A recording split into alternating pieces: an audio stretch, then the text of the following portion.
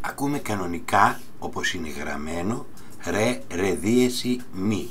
Το αχ, μαργαρίτα, γα είναι ακριβώς το ρε δίεση.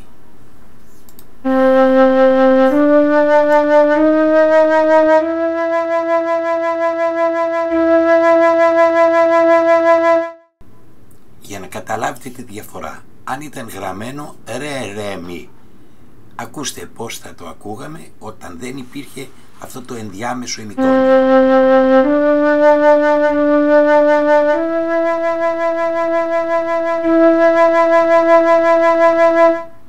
Επίσης πώς θα ήταν αν δεν υπήρχε το ενδιάμεσο ημιτόνιο και ανεβαίναμε κατευθείαν στο μη μετά από το ρε το πρώτο.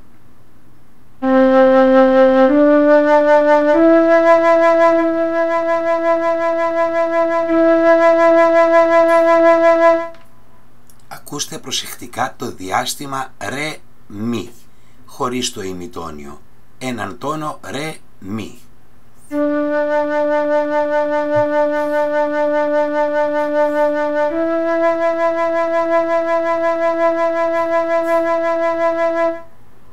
Ακούστε τώρα και τη μετάβαση από το ρε στο μη μέσω ενός ημιτονίου, του ρε δίεση.